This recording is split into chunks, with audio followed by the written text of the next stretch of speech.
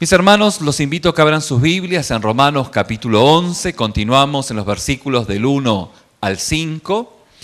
El título de la enseñanza de esta mañana es Viviendo por fe en el regalo de la eternidad. Parece largo, pero es más sencillo de lo que pensamos. Estamos agradecidos al Señor. Estoy viendo aquí al hermano Miguel, a la hermana Verónica. Ellos han estado semanas pasadas en un viaje de consolación a su familia en Fort Worth. Estuvimos orando nosotros y seguimos orando y orando también por ustedes para que Dios les dé fortaleza en medio de este momento y les dé sabiduría para fortalecer a la familia que está en Fort Worth, la familia de Miguel. Uno de sus sobrinos estaba de vacaciones. ¿Sobrino? Sí, estaba de vacaciones en México y de un momento para otro le agarró un problema y a través de una negligencia médica pues se complicó y falleció estando de vacaciones. Y todo esto fue un trauma muy grande que produjo un montón de situaciones a los cuales por eso nuestro hermano Miguel y nuestra hermana Verónica tuvieron que viajar y allí estuvieron con la familia. Así que, dicho esto, quisiera que estemos orando también. Continuemos en oración, ¿bien? Entonces, cuando llegamos a este título justamente de Viviendo por fe en el regalo de la eternidad, no podemos menos que decir o recordar lo que estábamos siendo ministrados segundos o minutos pasados sobre la visión de lo que es justamente estar en la presencia del Señor, la meta de todo hijo, hija de Dios y obviamente la centralidad de este mensaje y la enseñanza de esta enseñanza en nuestros corazones y en nuestro espíritu para que no nos podamos torcer y podamos caminar en base a lo que la palabra de Dios nos está diciendo. Como subtítulo de esta enseñanza, pudiéramos escribirlo así, de esta manera, de acuerdo al versículo 5 que vamos a leer, pudiera ser Viviendo por fe en la gracia venidera, que no es ni más ni menos que poder vivir por fe en el regalo de la eternidad. Pero antes de leer el versículo 1 del capítulo 11 hasta el 5, quisiera hacer una afirmación, una verdad que nos va a guiar en la buena lectura e interpretación de la palabra de Dios. Por eso le pido que repita conmigo este concepto. Repita conmigo, la verdad nunca es inventada. La verdad no se puede inventar. La verdad, bíblicamente hablando, nunca es inventada. Sino que la verdad, diga conmigo, la verdad se descubre. Y esto es, aunque es muy sencillo, muy profundo es a la vez. La verdad bíblica nunca se puede inventar. La verdad bíblica lo que uno hace es descubrirla. Y si Dios la ha mostrado como la verdad, alguien en la iglesia ya lo ha visto antes. Alguien en la iglesia, desde hoy a 2000 años hacia atrás, ya lo han visto. Por eso, mis queridos hermanos, si alguna vez viene alguien con una verdad que nadie ha visto, usted sin lugar a duda puede decirle, mi estimado, mi estimada, usted se está equivocando. ¿Por qué? Porque la verdad no se puede inventar. La verdad bíblica nunca es inventada. La verdad bíblica simplemente y profundamente se descubre. Es por eso que cada vez que nos acercamos a la Biblia, a la palabra de Dios, nos acercamos en observación. ¿En qué nos acercamos? En observación. Nosotros no hacemos especulación, sino que hacemos una observación de la palabra y de esta manera el Espíritu Santo va tomando esa palabra y va guiándonos en función de lo que Dios quiere seguir trabajando en cada uno de nosotros para gloriarse a Él mismo y para que nosotros tengamos el gozo de que Él ha guiado y conducido nuestras vidas. Con esta verdad en mente, yo los invito ahora sí que en el versículo 1 de Romanos 11 comencemos la lectura nuevamente. El apóstol Pablo dice: Digo pues, ¿ha desechado Dios a su pueblo? Y esto era una pregunta justamente que ya hemos dado en algún momento la respuesta. El apóstol Pablo dice con una negativa rotunda, ¿ha desechado Dios a su pueblo? En ninguna manera. Porque también yo soy israelita de la descendencia de Abraham, de la tribu de Benjamín, hablando justamente de su etnia. Y el apóstol Pablo dice en el versículo 2, no ha desechado Dios a su pueblo, al cual antes conoció. ¿O no sabéis qué dice de Elías la Escritura, cómo invoca a Dios contra Israel Elías diciendo, Señor, a tus profetas han dado muerte, y tus altares han derribado, y solo yo he quedado y procuran matarme? En domingos que vienen vamos a ahondar sobre este pensamiento de Elías. Pero dice el versículo 4, ¿qué dice Pablo? Pero, ¿qué le dice la divina respuesta? Me he reservado 7,000 hombres que no han doblado la rodilla delante de Baal. Así también, aún en este tiempo, ha quedado un remanente escogido por Dios. Dios añada bendición a su palabra. Y el versículo 5, específicamente el versículo 5 dice, ha quedado un remanente escogido por gracia de Dios. ¿Qué quiere decir el apóstol Pablo con esta elección de esta gracia? ¿Qué se está refiriendo? Bueno, nosotros entendemos a la luz de la palabra que la palabra se entiende en el contexto de la misma palabra, y es ahí donde el apóstol Pablo en capítulos o libros va expresando y va ampliando este principio. Y esto lo hace escribiendo a la iglesia en Tesalónica, en la segunda carta a la iglesia a los tesalonicenses, en el capítulo 2, en el versículo 1 del versículo 3 en adelante, que también lo vamos a leer. Yo se lo he de leer en una versión con un lenguaje más sencillo, usted puede leerlo en la Reina Valera, pero al final del día estamos diciendo exactamente lo mismo. De esta manera vamos a acercarnos a esta gracia maravillosa, esta gracia grande de Dios, a la cual de diferentes ángulos y observaciones podemos contemplar y tener una observación profunda, tal vez simple, pero no porque sea simple, no sea profunda de lo que Dios nos está refiriendo en cuanto a ese regalo, ya que gracia quiere decir regalo. Y el apóstol Pablo, escribiendo acerca de esa gracia que había, llegado a la iglesia en Tesalónica, a los tesalonicenses, gracia que Dios había permitido esa preservación de esos 7,000, gracia que hoy Dios tiene con cada uno de nosotros, con aquellos que hemos recibido a Cristo como nuestro único y suficiente Salvador. Es aquella gracia que el apóstol Pablo va escribiendo en el capítulo 1 del versículo 3 de segunda de Tesalonicenses. Y nos dice así esta palabra o esta porción bíblica. Amados hermanos, no podemos más que agradecerles a Dios por ustedes. Ustedes son la iglesia de Tesalónica. ¿Por qué? Porque su fe está floreciendo y el amor de unos por otros creciendo. Con orgullo les contamos a las demás iglesias de Dios acerca de la constancia y la fidelidad de ustedes en todas las persecuciones y privaciones que están sufriendo. No les estaba yendo como campeones, no les estaba yendo la vida como un lecho de flores, más bien como un lecho de espinas de flores, ¿no? Y dice el apóstol Pablo que ellos estaban contentos, estaban orgullosos dentro del contexto de ese orgullo santo, ¿no? Les contamos a las demás iglesias acerca de la constancia y de la fidelidad de ustedes en todas las persecuciones y privaciones que están sufriendo. Recuerden ustedes, aquí haciendo un paréntesis, en que el apóstol Pablo estaba bastante preocupado por la iglesia en Tesalónica. La iglesia en Tesalónica tenía el mismo modelo que el apóstol Pablo en su temprana labor misionera, pues tuvo. ¿Qué ocurrió?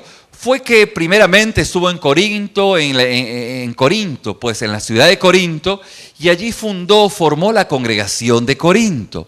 Estuvo 18 meses, un poquito más, un poquito menos, en el calendario de la antigüedad, y luego partió, y de esa misma manera lo hizo en Tesalónica. El punto es que en Corinto se armó un montón de problemas, hubieron gravísimos problemas. El apóstol Pablo, reflexionando ya grande, decía, bueno, es necesario que no impongas las manos a la ligera, en otras palabras, que tal vez pase un poco más de tiempo. Esto dentro de un ámbito especulativo, pero sin violentar el texto bíblico, nos damos cuenta cómo el apóstol Pablo se dio cuenta de la valía del tiempo formativo, no tan solo de él, que le llevó mucho tiempo, casi 15 años, desde el momento en que Dios lo llamó hasta el camino a Damasco, hasta el momento que salió como misionero en misión. No significa que 15 años sea el proceso formativo en usted o en mí, pero sí es necesario que haya un tiempo formativo en nuestra vida. Y el apóstol Pablo, pues, viendo lo que ocurrió en Corinto, decía, bueno, ¿qué estará pasando en Tesalónica? Porque más o menos yo no me quedé más tiempo que el que me quedé en Corinto. Y él se da cuenta que la iglesia de Tesalónica era otro rollo, que era otra historia. Y usted puede decir, bueno, pero ¿cuál fue la diferencia entre Corinto y Tesalónica? La diferencia fue la persecución. Es que en Corinto todo estaba bien, todo funcionaba bien, la economía funcionaba bien, la administración funcionaba bien, y como todo funcionaba bien, los hermanos se pusieron a pelearse. No se crean. Sí, eso pasó también, ¿no? Pero en Tesalónica no fue así. La iglesia en Tesalónica sufrió padecimiento y persecución. Persecución hacia los judíos, pero lo notable es que aquellos quienes no eran judíos dijeron, bueno, si van a perseguir a los judíos, pues yo también soy judeo-cristiano, así que a mí me van a perseguir también. ¿Y qué creen que hicieron? Pues justamente los persiguieron ellos también. O sea, se alinearon con los que le iban a perseguir, tal vez pensando y decían, bueno, nosotros somos ciudadanos romanos, romanos, ¿no? No nos van a perseguir. ¿Y qué creen? Pues también los persiguieron. Y este es el contexto en el cual el apóstol Pablo está refiriéndose. Y este es el contexto donde dice el versículo 4. Por eso el versículo 5 dice, y Dios usará esa persecución para mostrar su justicia y para hacerlos dignos de su reino, por el cual ustedes, mis hermanos de Tesalónica, están sufriendo. En su justicia Él les dará su merecido a quien los persigan. O sea, no se pongan a perseguirlos. Dejen que el juicio de Dios caiga sobre ellos. O sea que lo que están haciendo, hermanos de Tesalónica, es correcto.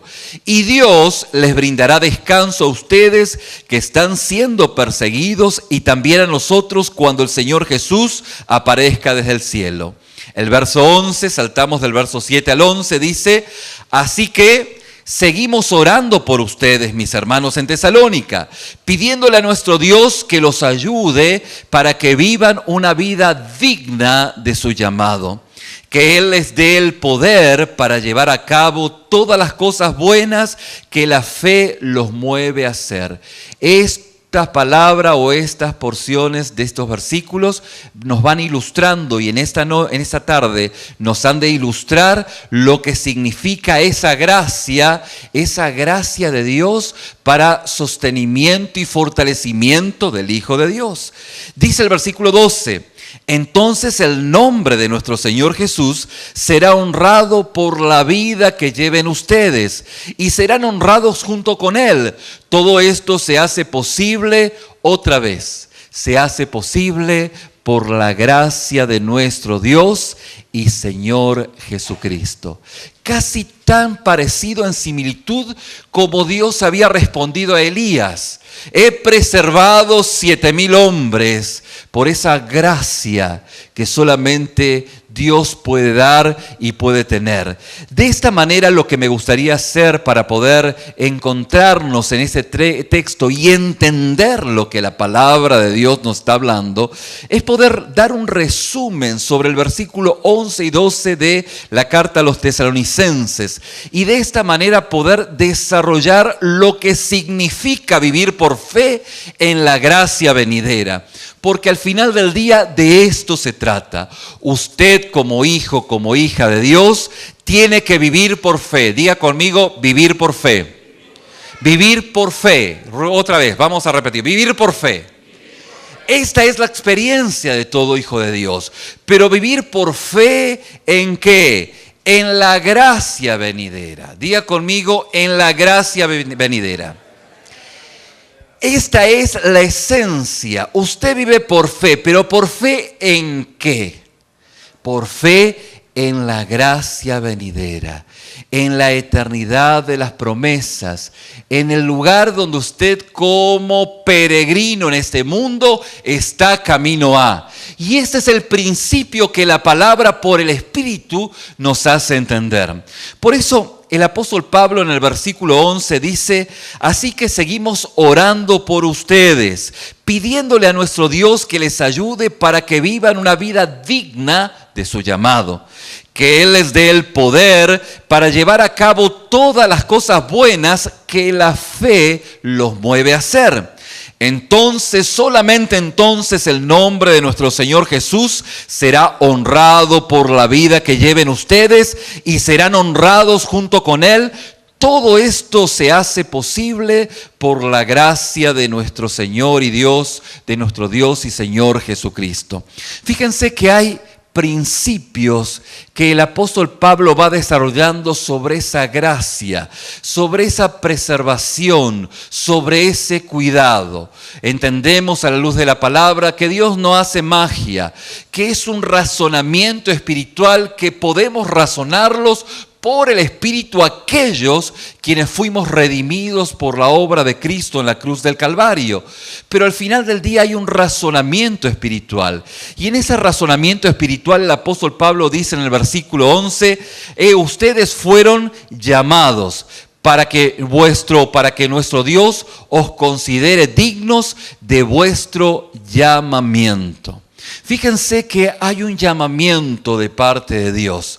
Podemos observarlo dentro de esta visión, de ese llamado, de esa elección que Dios ha tenido con aquellos quienes somos sus hijos, como un gran orfanato. Es el orfanato de Dios, o el orfanato del mundo, mejor dicho. Y en este mundo vivimos lejos de su presencia, en esa decadencia, en esa ausencia de todo, porque el mundo pues conlleva a esa situación de absoluta precariedad en nuestra vida. Y la consecuencia del pecado es atroz, y a medida que nosotros vamos conociendo más de Dios, nos damos cuenta cuánto Dios ha tenido misericordia con nuestras vidas. Pero en esa elección, en ese llamado que Dios ha tenido, la Biblia nos muestra que hay un llamamiento. ¿Qué hay? Un llamamiento glorioso. Hay una actitud de parte de Dios que nos ha rescatado, que nos ha visto en el orfanato de esta vida, de este mundo, y nos ha adoptado como sus hijos. Y nosotros entendemos a la luz de la palabra de Dios que entendemos que toda la elección de Dios es por gracia, ¿sí o no? La elección de Dios es por gracia. Por eso no hay ni una razón que le permita a usted pensar que pudiera estar excluido, destituido, desechado de la misericordia y gracia de Dios. Si todavía usted no es un hijo de Dios, si usted en esta mañana usted dice, bueno, yo no puedo ser aquel huérfano que es redimido por Dios. Yo no puedo serlo. ¿Por qué? Porque pastor, usted a mí no me conoce. Porque yo solo sé quién soy y yo no merezco ni sino solo el castigo de parte de Dios para mi vida. Si usted pudiese en esta mañana tener este pensamiento que no nace en la misericordia de Dios, usted puede oír al Señor Jesús llamándolo y diciéndole: venid a mí todos los que estáis cargados y cansados, y yo os haré descansar. Tomad mi yugo sobre vosotros y aprended de mí, que soy manso y humilde de corazón, y hallaréis descanso para vuestras almas, porque mi yugo es fácil y mi carga es ligera. Y podemos ver que en primera instancia el apóstol Pablo está mostrando que hay un llamamiento. ¿Qué hay? Hay un llamamiento de parte de Dios. Dios nos ha redimido del pecado. Dios quiere en esta mañana redimirlo del pecado. No es coincidencia, casualidad, sino es absoluta capciosidad de parte de Dios de que usted esté en este lugar, de que usted esté escuchando con los oídos de su corazón.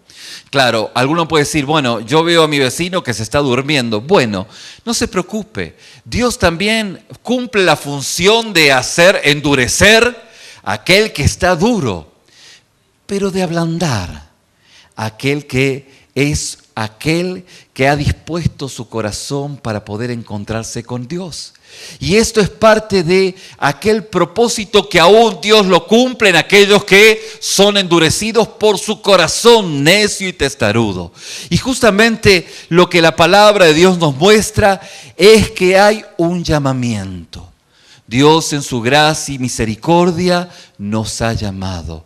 Y su gracia es amplia y usted tiene cabida dentro de aquel que quiere amarlo y que quiere redimirlo, bajo justamente la consideración de la exposición de su condición.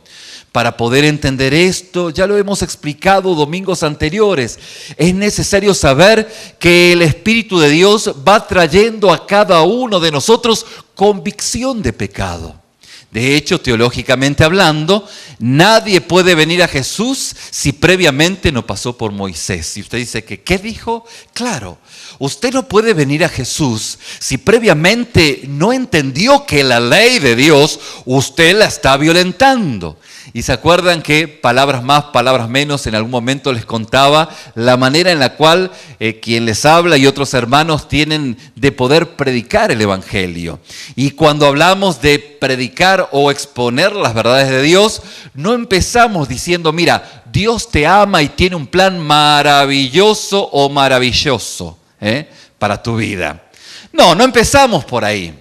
Porque si bien Dios tiene un plan maravilloso para tu vida, lo que tú tienes que saber en primera instancia es que entre tú y Dios hay broncas. ¿Por qué? Porque estás alejado a consecuencia de tu pecado. Y es necesario que te des cuenta que estás lejos de Dios. ¿Se acuerdan que en algún momento le preguntamos o hacíamos el laboratorio de poder preguntarle a una persona que no conoce de Dios cuánto o cuántas veces ha mentido? A lo que la persona respondía, bueno, aunque sea una mentira o tengo muchas mentiras, entonces sí, reconozco que miento. Bueno, la Biblia dice que no debes mentir, o sea que estás violentando la ley de Dios. Y vamos a robar. ¿Has robado alguna vez? Entonces la persona podría decir no. Bueno, pero si previamente reconociste que eras un mentiroso, o sea que me parece que no robaste aunque sea algo. Bueno, una vez. Bueno. Entonces, sos delante de Dios, la Biblia dice que no robarás. Entonces ya sos un mentiroso y sos un ladrón. Y le pregunta a usted a alguien, y dígame o dime, ¿has tenido malos pensamientos? ¿Has pensado algo malo, algo equivocado? Y ahí, si es honesto, te puede decir, un montón, ¿no? Bueno, la Biblia dice, no codiciarás, ¿sí? Y ahora dice la Biblia, no matarás, pero fíjate que cuando tienes un pensamiento nocivo, un pensamiento tóxico contra alguien, ya lo estás asesinando. O sea que eres un ladrón, eres un mentiroso, eres un lujurioso y delante de Dios eres todo eso. Y fíjense que a ciencia cierta, lo que Dios quiere es llegar a la conciencia de cada uno de aquellos quienes habitan este bendito mundo. ¿Por qué? Porque la conciencia es el aliado de Dios en este mundo caído. Por más que usted viva en Oriente, Occidente, en Medio Oriente, en donde sea, o en la Luna, que no hay nadie en la Luna, ¿no? O puede que alguien ahora esté en la Luna, ¿sí? Pero donde usted viva, en cualquier parte, en cualquier punto cardinal de este mundo, la conciencia recrimina que lo malo es malo y que lo bueno es bueno. Por más infiltrado que usted esté, usted no, por supuesto, ¿no? Pero aquellos quienes son infiltrados en pensamientos extremistas, saben que la inmolación y la muerte es algo malo. Que es algo malo. Y usted dice, ¿y por qué lo saben? Es porque hay una impronta en su conciencia que le indica que lo malo es malo. Y cuando usted expone las verdades bíblicas desde la ley de Dios de que lo malo es malo, entonces es como que atraviesa esa fortaleza que se pone la persona y la persona ni para qué echa mentiras, se da cuenta de que delante de Dios está equivocado, que delante de Dios las cosas no están bien hechas y que delante de Dios tiene un problema, no un problema con sus amigos, tiene un problema con Dios. Y es el punto donde la persona, aún donde usted se ha encontrado o se pudiera encontrar en esta mañana o en esta tarde ya, y es el único punto donde usted puede reconocer que es un reverendo pecador y que necesita la medicina de parte de Dios que viene a través de la obra de Cristo en la cruz de Calvario. Es el camino que Dios dispuso para reconciliar al hombre con Dios. Es la medicina cuando Dios nos muestra nuestra aberrante enfermedad. Y esto es vital en el llamamiento que Dios ha dado a cada uno de nosotros. El llamado que Dios le está haciendo a usted, si usted no es un hijo de Dios. Porque usted puede decir, bueno, yo soy cristiano. Bueno, si usted es cristiano o se dice cristiano, pero usted no tiene convicción de pecado, usted no es cristiano. La convicción de pecado no es decir soy pecador, soy pecador, soy pecador. No. La convicción de pecado es decir soy pecador y he de mi pecado, es hediondo mi pecado. Tengo dolor porque estoy pecando, me siento mal por mi pecado y eso es un dolor saludable que el Espíritu Santo produce para que usted pueda recibir aquella solución, medicina que viene de parte de Dios. ¿Vamos bien hasta acá?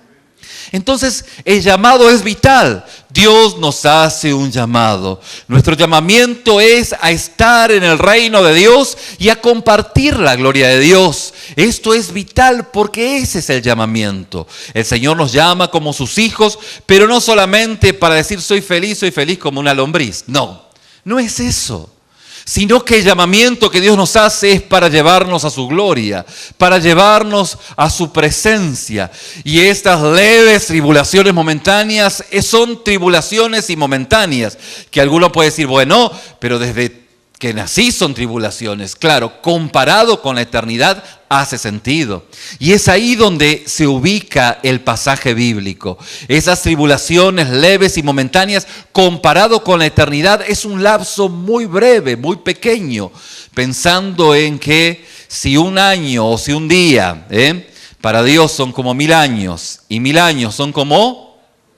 ¿Se acuerdan que hicimos ese cálculo? Nuestra vida, técnicamente hablando, en el calendario de Dios, dura no más de 3 segundos. O sea que piense usted que ya pasaron varios segundos desde que comenzó el servicio, aún desde que comenzó el mensaje.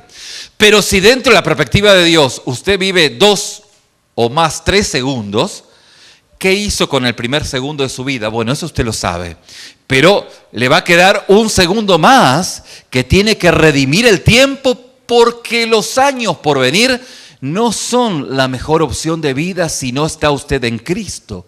Y este es el llamamiento que Dios nos ha dado, nos ha hecho, es justamente a su presencia, al reino de Dios, a compartir la gloria de Dios. El secreto de la vida en esta vida no es el saber qué tan fuerte e inteligente es usted, sino que tan fuerte e inteligente es Dios, y que al poner por obra o en práctica la inteligencia de Dios y su fortaleza y su sabiduría, usted va a poder aprender el secreto de la vida. Y usted dice, ¿dónde aprendo la sabiduría de Dios? Es en la palabra de Dios, guiada por el Espíritu, porque si la evidencia interna del Espíritu de Dios no está en su vida, pues la Biblia le es chino básico.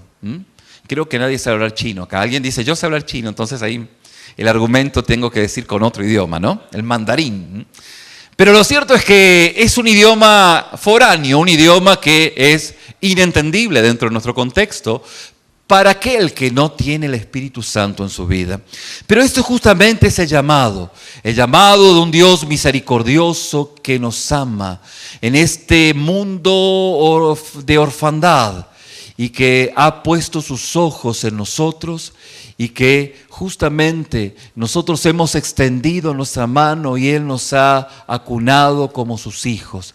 Pero esto no es exclusivo o no es excluyente solamente para algunos. Dios es un Dios inclusivo, porque no desea que ninguno perezca, sino que todos procedan al arrepentimiento. Ahora, está en usted en esta mañana que se aferre al salvavidas que Dios le está tirando en el día de hoy. Y justamente este es el llamado. El llamado es un llamado de un Dios misericordioso. Y luego el apóstol Pablo dice en el versículo 11, ese llamado es ser considerados dignos del llamamiento de Dios. Y esto es parte de esa gracia eterna que Dios pues nos ha prometido, y nosotros vivimos en esa gracia venidera. Dice la palabra que debemos ser dignos. ¿Cómo debemos ser? Debemos ser dignos. Y fíjese que ser considerado digno no significa ser considerado merecedor. Escuche con atención. Ser considerado digno no significa ser considerado merecedor. Significa ser adecuado, apropiado para la obra de otro. Así, por ejemplo, obviamente salvando las diferencias en este burdo ejemplo que les he de dar a continuación, que es un ejemplo simplista, obviamente, pero pudiéramos decir que estamos en otro auditorio, no en este auditorio, en otro auditorio. Y ese auditorio justamente lo queremos arreglar, o necesitamos acondicionarlo o arreglarlo, por ejemplo, porque ¿quién cree que nos ha de visitar?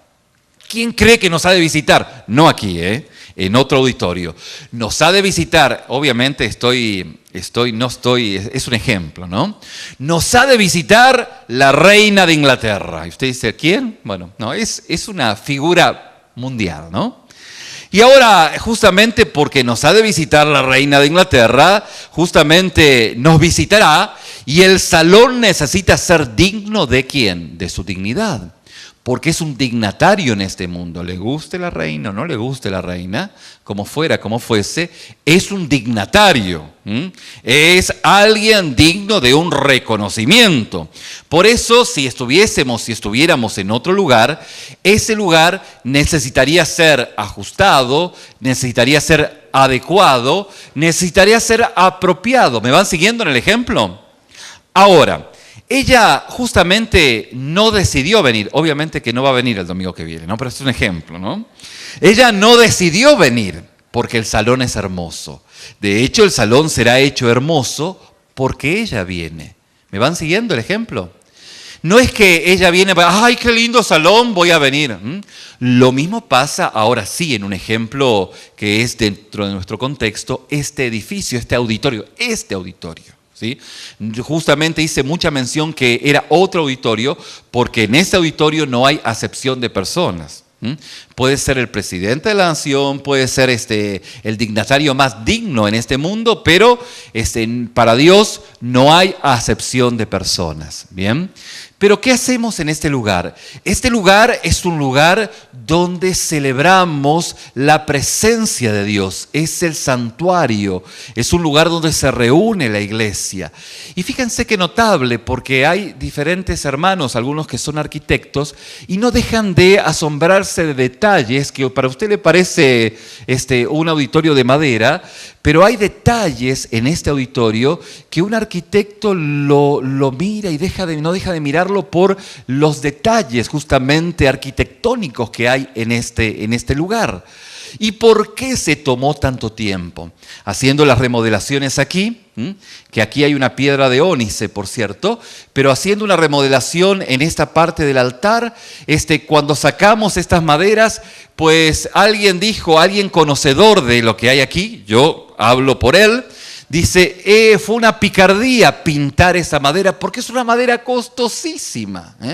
Y usted dice, ¿por qué una madera costosísima? ¿Por qué? Bueno, porque este lugar tiene que estar acorde a la dignidad de aquel a quien está en este lugar. ¿Me van siguiendo? Ahora, no es que el Señor viene a este lugar por qué lindo que me dejaron el edificio, voy a venir acá. No. Con la medida de nuestras posibilidades, nosotros tenemos este lugar lo más digno porque nuestro Señor se lo merece. Y si viviésemos en otro contexto cultural, donde lo único que tendríamos para el piso no sería carpeta, sino sería tierra, pues apilaríamos la tierra de tal manera y la mojaríamos, como nos ha pasado en diferentes ámbitos que hemos visitado, ¿sí?, con mi esposa, donde templos que no tenían estos detalles y que los hermanos de repente no tenían los recursos que aquí usted tiene, con lo que podemos. Bueno, en realidad esto lo hicieron otros hermanos, ¿no es cierto? Nosotros disfrutamos lo que otros hermanos hicieron. Pero bueno, nosotros lo cuidamos, lo preservamos muy bien, ¿sí o no? Así que mi querido, no me vaya a dejar un chicle después en la carpeta, ¿no? Eso no lo iba a decir, pero bueno, ahí está, ¿no? Pero el punto es que dentro de otro contexto, pues bueno, no tenemos para carpeta o para detalles arquitectónicos, pero ¿qué cree? El piso está bien aplastadito, con mucha agua para que se refresque y es todo lo mejor que tenemos. ¿Usted cómo se viste para venir a la iglesia? Con la mejor ropita, ¿no? ¿Por qué? Porque es el lugar donde usted pues está dignificando a aquel que le es digno en este lugar. Amén. De modo que estamos siendo ajustados por nuestro llamamiento al reino y gloria de Dios.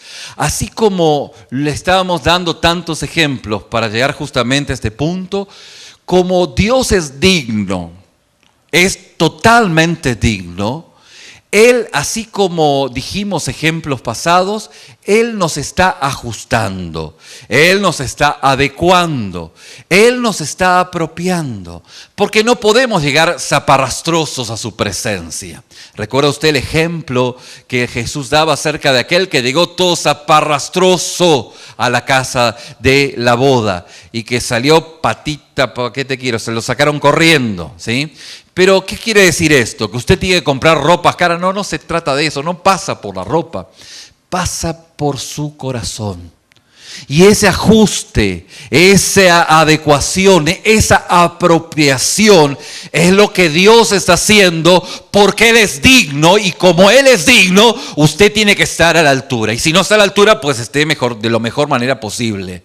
¿Me explico? Esa adecuación es ese proceso que Dios va haciendo en cada una de nuestras vidas. Así que cuando usted viene a la casa de Dios, cuando usted se presenta, cuando usted vive en comunión con Dios, Dios lo está ajustando. Diga conmigo, me está ajustando, me está apropiando, está adecuando. Ahí ya quedaron menos hablando. Pero Dios los está adecuando, está tratando con sus vidas. Decíamos domingos pasados, hablando del mulo, que el mulo era muy terco, ¿se acuerdan? Y que ese mulo, como dice David, que hablaba de su experiencia, no vamos a volver a ese mensaje, pero ese mulo había que agarrarlo con ese cabestro, con ese freno, y había que amarrarlo y que llevarlo hasta el establo. Hoy nuestros hermanos varones nos ilustraban que en el establo hay comida, en el establo hay alimento, pero el mulo no sabía toda la bendición que había ahí adentro. Nomás que ahí se endureció y que no quería saber nada. Y a veces el cristiano es como ese mulo. Pero Dios en su misericordia pues nos agarra ese freno, agarra su troca, ¿se acuerdan? Agarra la troca y lo amarra y vámonos. Y ahí va el burro, va marcando. ¿Por dónde se fue el burro? Pues siga la línea. Ahí el burro fue ahí con las patas bien duras, ¿no? Cada vez que hay una conciencia culposa, una conciencia en el cristiano de dolor por su pecado, es la misericordia mano de Dios, haciendo que ese cristiano pueda retroceder en sus pasos, encaminar su vida. Es el trato de Dios.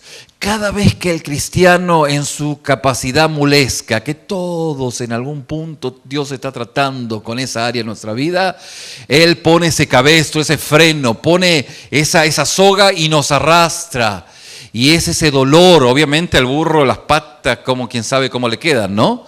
Pero ese dolor que siente en su testarudez es parte del trato de Dios. Ese dolor de conciencia que me duele lo que estoy haciendo, que soy un cristiano de segunda y que me siento mal en el mundo porque me doy cuenta que el Espíritu me está indicando que estoy haciendo las cosas mal. Pero me siento mal en la iglesia porque el día anterior estuve en quién sabe dónde.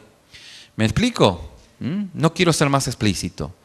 Pero usted empieza a sentir ese dolor y deja de ser justamente un cristiano de primera, se ha convertido en un cristiano deprimente. Pero ese cristiano de segunda se siente mal y la misericordia mano de Dios hace que lo lleve otra vez para que usted pueda quebrantarse y quebrarse y volverse en esa docilidad al establo para alimentarse dócilmente de la guianza y el favor y el poder de Dios. ¿Vamos bien hasta acá? Por eso es que el Señor nos va ajustando, Él nos va adecuando, Él va trabajando y tratando con nuestras vidas. Y en tercer lugar podemos ver que el apóstol Pablo dice, otra vez en el versículo 11 de Tesalonicenses, para ilustrarnos Romanos 11, versículo 5, sobre esa gracia preservadora de Dios, fíjese que para que nuestro Dios os considere dignos de vuestro llamamiento y cumpla todo deseo de bondad. Muy bien. ¿Qué quiere decir con todo deseo de bondad? Miren, la vida cristiana es una vida de resoluciones, ¿sí o no? Es una vida de resoluciones, es una vida de propósitos, es una vida de proyectos. Tenemos mente y voluntad y Dios espera que la usemos para formar resoluciones, deseos y planes y propósitos según su voluntad. No según mi gadarena voluntad, sino su voluntad. ¿Según quién? Su voluntad, no mi voluntad. Ahora, usted dice, bien, ¿cómo puedo hacer para tener propósitos, proyectos y resoluciones que sean según su voluntad? Sencillo. Usted por el Espíritu empieza a escuchar la voz de Dios que está en la palabra. Alguien dijo, yo quiero escuchar la voz de Dios audiblemente. ¿Usted quiere escuchar la voz de Dios audiblemente? ¿Sí o no? Amén. Bueno, agarre su Biblia y léala en voz alta. Claro. Si usted quiere escuchar la voz de Dios audiblemente, hable lo más fuerte posible y está escuchando la voz de Dios. ¿Sí o no? Así que si usted a partir de hoy dice, Señor, yo no escucho tu voz, bueno, lo que está diciendo es yo no abro tu palabra. O sea que ese es un problema que usted tiene. Ahora, que el Espíritu Santo lo pueda guiar a un entendimiento, sabiduría y comprensión luego de que usted lee la palabra de Dios, eso es otra cosa, y esto es en el Espíritu, y es algo que fluye a partir de aquellos quienes escuchan la voz de Dios en su palabra. Por eso es que cuando usted abre la palabra de Dios, usted empieza a entender por dónde usted tiene que caminar, qué tan bueno usted tiene que ser. Decíamos en esta semana que la manera en la cual usted vence el mal, usted lo vence con el bien. Pero ¿cómo lo puede vencer con el bien si cuando viene alguien y usted le da ganas de poder repetir a toda acción hay una suculenta reacción? Bueno, eso es en el mundo. A una acción Dios le da esa paz y ese gozo para que usted no reaccione de la misma manera y para que usted sí tenga un mismo golpe con la misma piedra. Puede que sí, porque se olvidó del primer golpe, ¿no? Pero el tema es que usted tiene justamente esa reacción de acuerdo a la palabra. ¿Por qué? Porque es la palabra quien le ha dado el entendimiento, le ha dado la enseñanza, le ha dado la claridad por el Espíritu para que usted tenga esos deseos de bondad. ¿Vamos bien hasta acá? ¿Me van siguiendo? Sé que todavía no me pueden entender totalmente. Y al que diga que me entiende hasta acá, pues bueno, por el Espíritu lo puede hacer, ¿no es cierto? Pero hay un deseo de bondad. Ese deseo de bondad viene de cumplir la voluntad de Dios, ¿sí o no?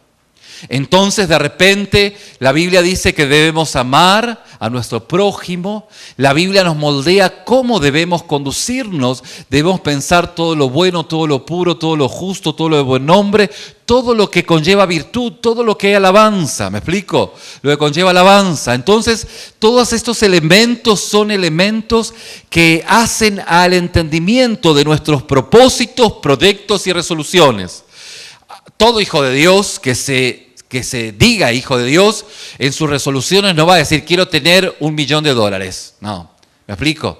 Todo hijo de Dios en sus resoluciones, en sus proyectos, en sus propósitos, serán proyectos, propósitos y resoluciones acordes a la voluntad de Dios, ¿sí o no? ¿Me van siguiendo hasta acá? No sé hasta qué hora. Sí, ya vamos terminando. Vamos al fin del fin, como dice el pastor Oroa, que está en Estocolmo, por cierto, ¿no? Le manda saludos. ¿Bien? Muy bien, volvemos aquí. Entonces, el punto es que hay resoluciones que nosotros empezamos a hacer, a lo que el apóstol Pablo dice, deseos de bondad. Deseamos hacer las cosas de acuerdo a cómo la palabra de Dios nos va instruyendo. ¿Para qué? Para que podamos hacer esas resoluciones de bondad de acuerdo a lo que Dios ha establecido. La pregunta es, ¿cómo lo hago? Le pregunto, ¿cómo usted lo hace? Usted dice, bueno, la Biblia dice, yo entiendo que tengo que amar, que tengo que confiar en Él, en el Señor, que tengo que depositar mi confianza, que entre muchas promesas que Dios me da. Puedo tener esas resoluciones, pero la pregunta es, ¿cómo lo hago? La respuesta es, bueno, usted lo hace tal como el versículo 11, el apóstol Pablo lo dice, para que vuestro Dios os considere dignos de vuestro llamamiento y cumpla todo deseo de bondad. ¿Me van siguiendo? Deseo de bondad. Yo tengo resoluciones, tengo propósitos, tengo proyectos que nacen en la palabra, esos deseos de bondad y la obra de fe con poder. O sea, ¿cómo puedo cumplir aquellos deseos de bondad? Sencillo, con el poder de Dios. O sea que si nuestro deseo de bondad fueran cumplidos por nuestro poder, nosotros recibiríamos la gloria. Pero aquellos deseos de bondad, aquellas resoluciones, aquellos proyectos en mi vida que están fraguados en hacer la voluntad de Dios, son hechos por el poder de Dios, entonces Dios se lleva la gloria. ¿Me van siguiendo hasta aquí? Miren, para hacérselo más sencillo, desde la perspectiva de Dios, desde el lugar de Dios, sus deseos de bondad son la manifestación del poder de Dios. ¿Me explico? Usted tiene el deseo. ¿Qué tiene usted? El deseo. ¿El deseo de qué? El deseo de cumplir la voluntad de Dios. ¿Me explico? O sea que desde la perspectiva de Dios, el deseo que usted tiene es el poder de Dios obrando desde la perspectiva de Dios. Y desde la perspectiva suya, su deseo, ¿cómo se llama? Sencillo, su deseo es una obra de fe. ¿Me van siguiendo?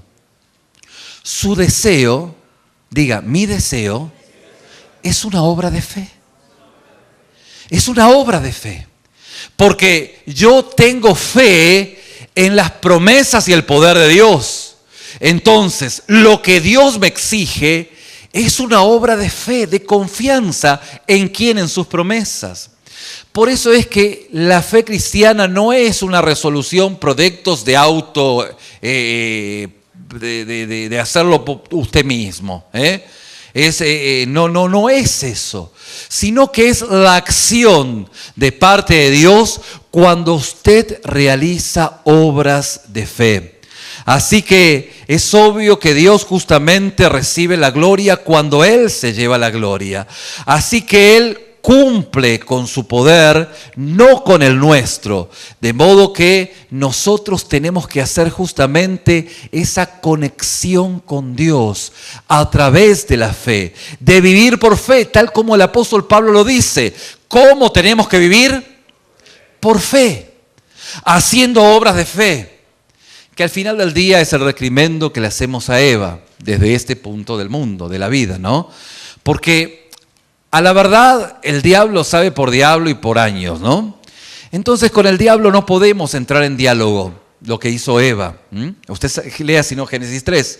Y obviamente que esta observación teológica no violenta el texto, no podemos hacer nada para revertirlo.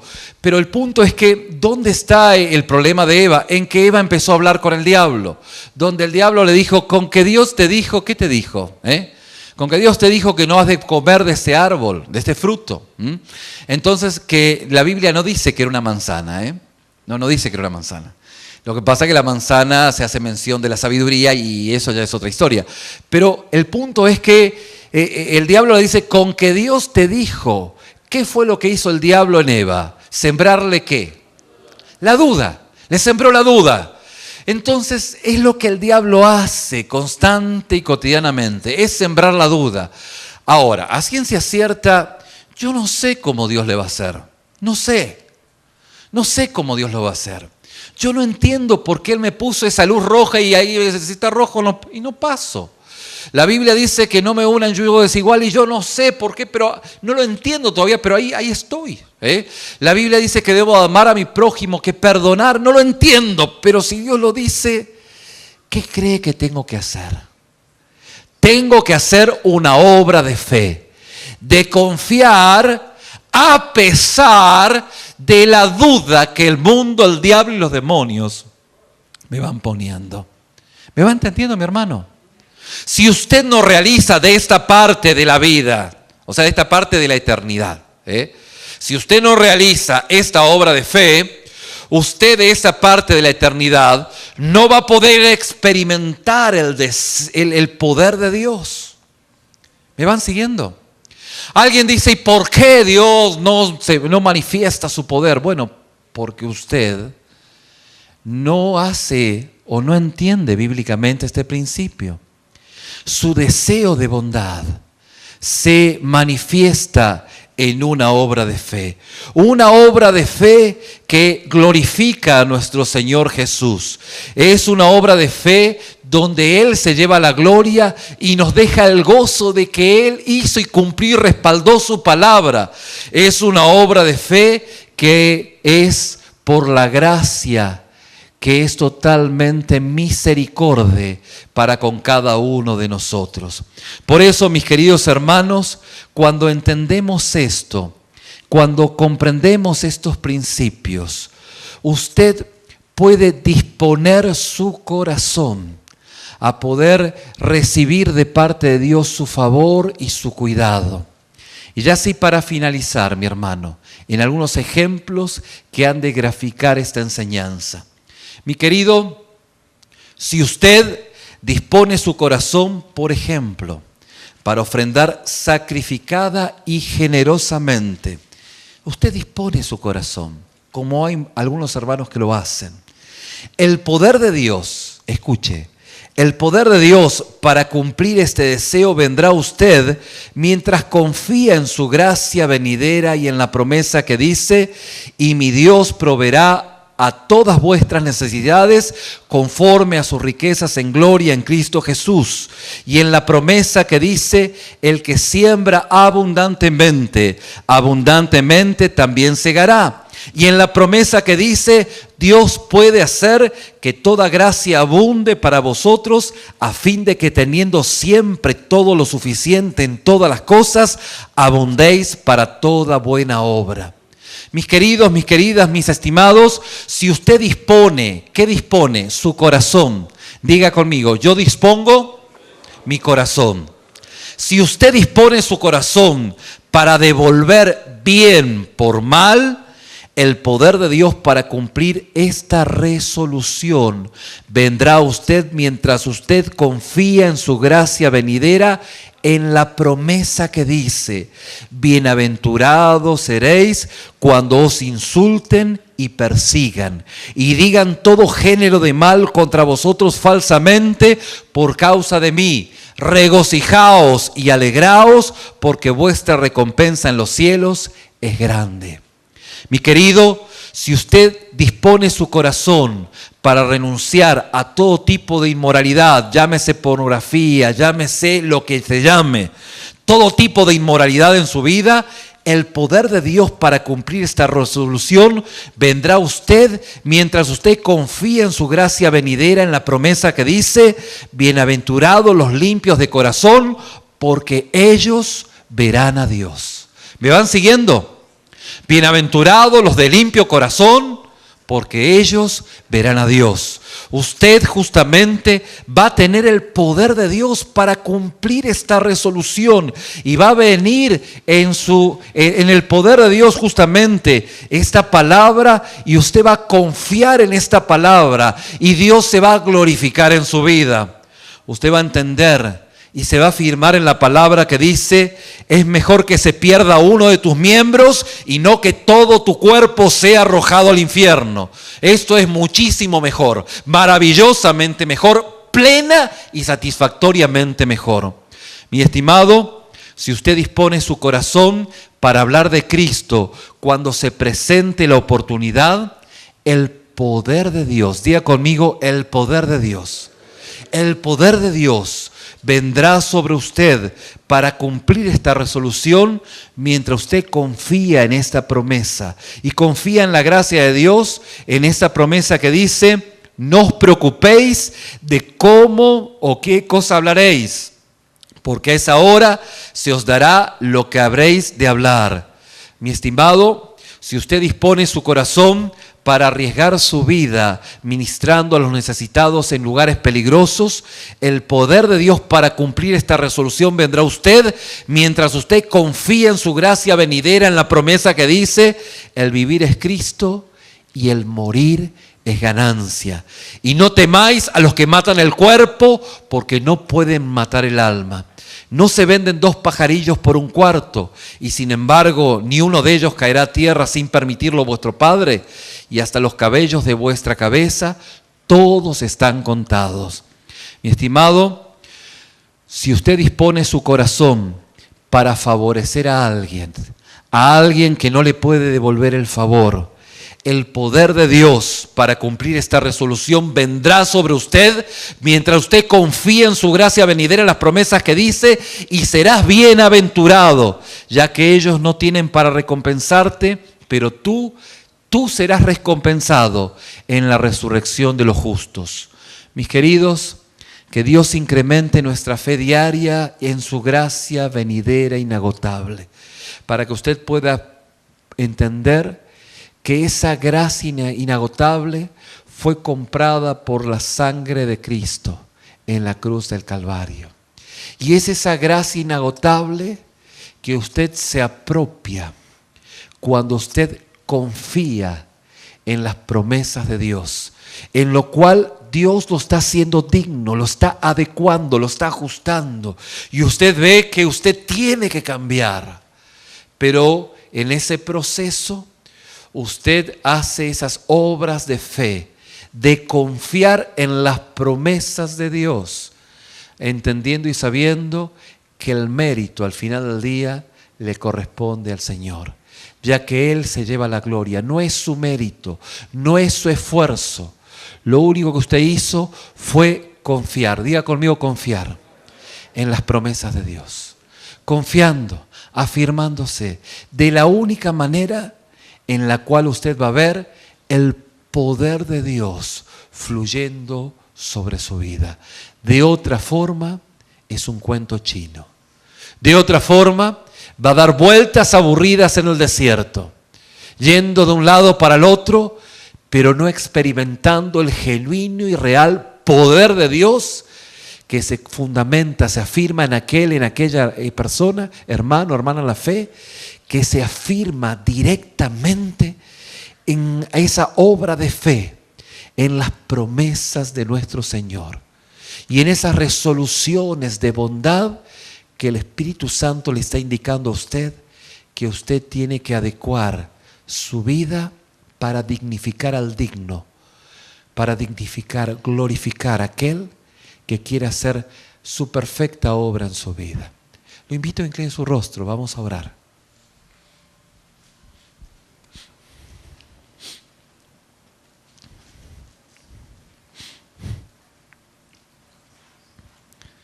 Si usted, mi querido hermano, como decíamos, dispone su corazón para renunciar a todo tipo de inmoralidad, si usted dispone su corazón, porque al final del día Dios no va a hacer nada que usted no esté dispuesto a hacer. Pero si usted dispone su corazón a la luz de lo que la palabra de Dios lo ha expuesto, el poder de Dios para cumplir esta resolución vendrá a usted. Mientras usted confía en su gracia venidera, en la promesa que dice, bienaventurados los de limpio corazón, porque ellos verán a Dios.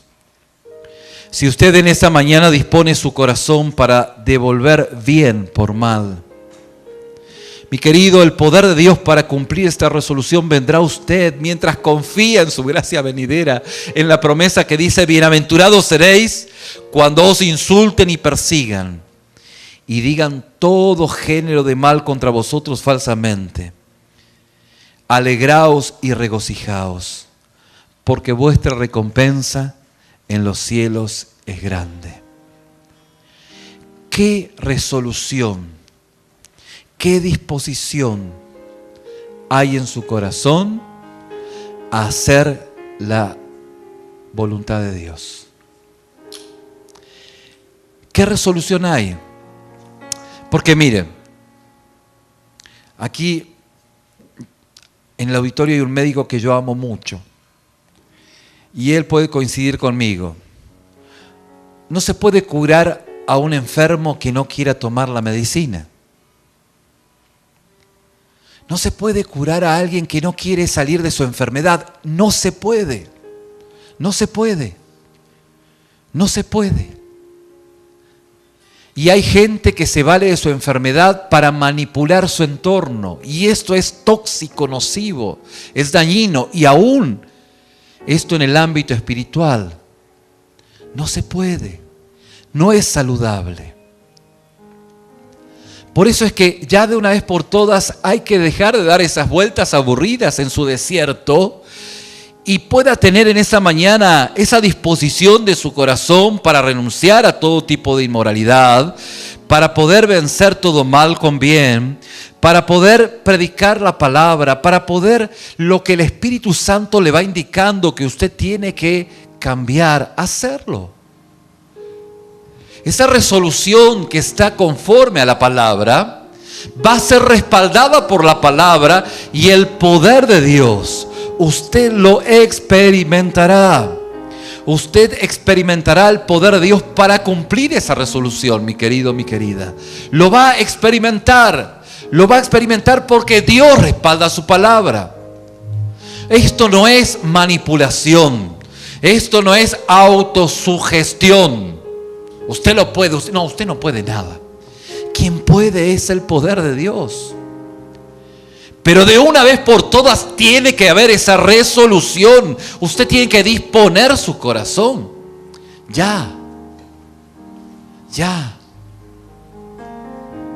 De otra manera, ahí se queda. Un año, otro año, lidiando con lo mismo. Y en esta mañana el Espíritu Santo lo está confrontando. En esta tarde ya el Espíritu Santo lo está confrontando. Ya basta. Es necesario que dispongas tu corazón, porque al disponer tu corazón, pues en ese momento el poder de Dios para cumplir esta resolución va a venir. Va a venir el poder de Dios y vas a poder cumplir esa resolución. Porque te aferrás a las promesas de Dios. Y esa es una obra de fe que esencialmente Dios la respalda. Porque no hay virtud alguna en ti, sino que es una respuesta al poder de Dios. Padre, ministra a tus hijos en esta tarde. Ayúdalos a entender tu palabra. Ayúdalos. Para que en este momento y en los que vienen, los minutos y aún el día y la semana que viene, ellos puedan disponer su corazón conforme a esos deseos de bondad que tu palabra indica. Y así de esa manera tu poder fluya. Porque al poder fluir tu poder, han de ser, Señor, de aquellos, como el apóstol Pablo está afirmando en tu palabra. Ha quedado ese remanente al cual lo he escogido por gracia. Me he reservado 7,000 hombres que no han doblado la rodilla delante de Baal. Pero no es magia. No es magia. Es la gracia. El vivir por fe en esa gracia que está por venir, en esa gracia en las promesas de Dios. Y estos no doblaron rodilla, confiaron, y el poder de Dios se glorificó y tuvo para decirle a Elías: mira, no eres el único, ¿no? Ese remanente lo he escogido por gracia, se mantuvo firme. Porque el anhelo de su corazón fue una obra de fe, y eso justamente marcó el camino para mi poder, dice el Señor. Dios respalda su palabra. Ministra la vida de tus hijos, Señor, y ayúdalos en este tiempo, para que sean de aquellos escogidos por tu gracia, de aquellos 7,000 hombres, mujeres, jóvenes, niños, que no se han doblado ante este mundo y su hediondez y su pecaminosidad, pero no se han doblado porque han puesto toda su expectativa de vida en calibrar sus vidas a tu dignidad, siendo tú el que los estás ajustando, los estás reparando, los estás arreglando, corrigiendo, y ellos se dejan. Ministralo, Señor, en el nombre de Jesús. Amén, Señor.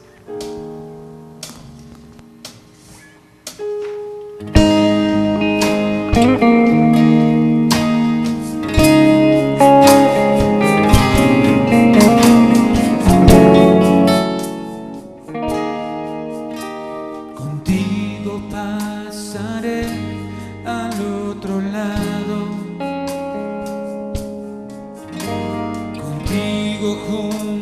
en el mismo barco. Cuando venga la tormenta, no temeré. En medio del peligro, yo tengo fe.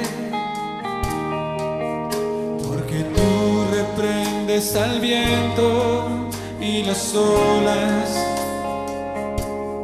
La tierra y su plenitud son tuyas.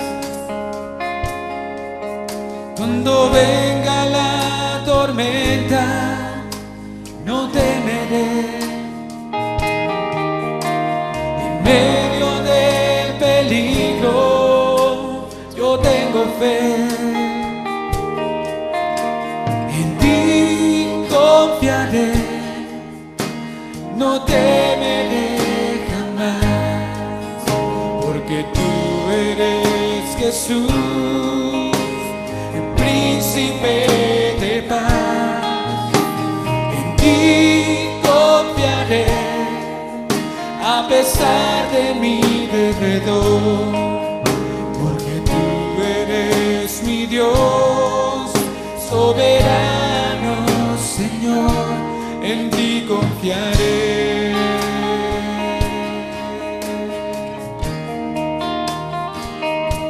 En ti confiaré.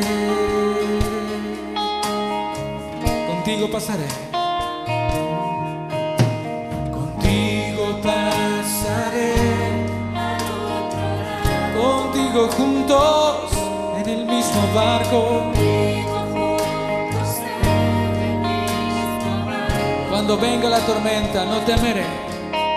Cuando venga la tormenta, no temeré. En medio del peligro yo tengo fe. En medio del peligro yo tengo fe. Porque tú reprendes al viento y las olas. La tierra y tu plenitud son tuyas.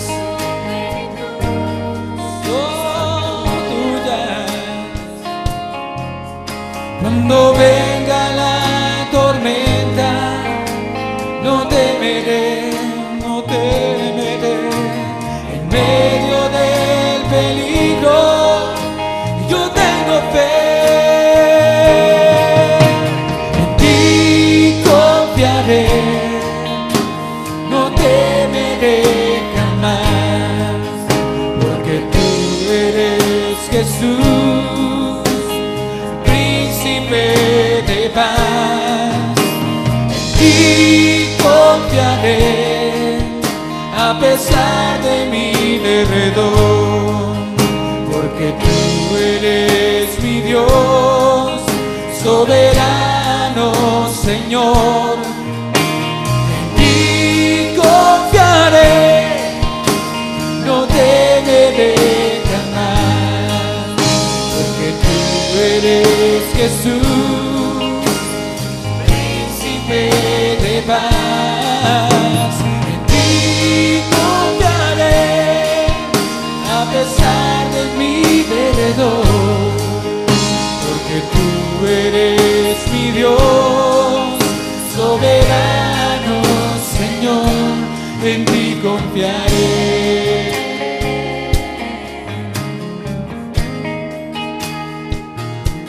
En ti confiaré.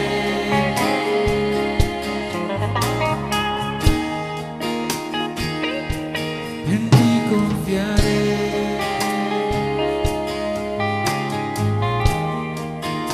En ti confiaremos, Señor. Confiaremos en tus promesas.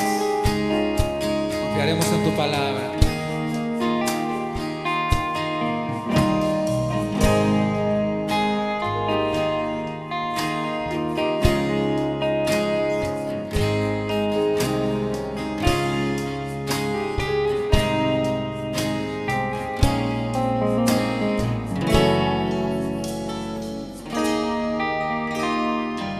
En ti confiaremos, Señor. Un fuerte aplauso a nuestro Dios.